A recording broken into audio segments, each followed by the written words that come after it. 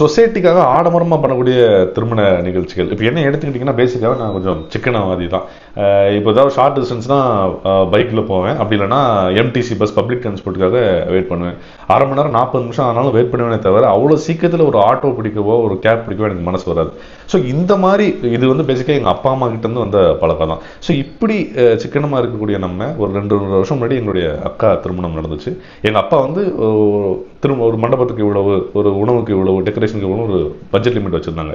ஆனால் நான் தான் வந்து பார்த்தீங்கன்னா அப்பா அது எல்லாத்தையுமே அப்படி பண்ணணும் இப்படி பண்ணணும்னு சொல்லி எல்லாத்தையுமே பயங்கரமாக ஏற்றி விட்டேன்.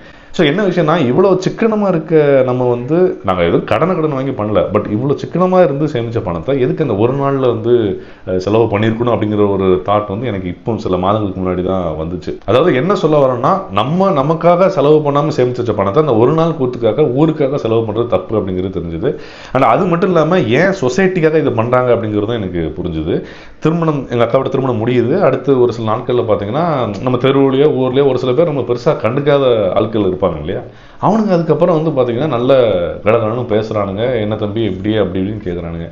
என்னடா இவனுங்க எப்பவும் பேசாத ஆட்கள் இப்போ நல்ல இன்ட்ராக்ட் பண்ணுறாங்கன்னு யோசிக்க தான் தெரியுது. சரி, ஓகே, ஒரு திருமண நிகழ்ச்சி கொஞ்சம் நல்லா பண்ணதுக்கு அப்புறம் இவனுக்கு வந்து நம்ம ஜட்ஜ் பண்ணி பேசுகிறாங்க அப்படிங்கிறது. ஸோ இதனால தான் சொசைட்டிக்காகன்னு சொல்லி நம்ம மக்கள் நிறைய பேர் லாக் ஆகுறாங்க அப்படிங்கிறதும் நான் புரிஞ்சுக்கிட்டேன். அது பார்க்குறப்ப எனக்கு கேவலமாக இருந்தது.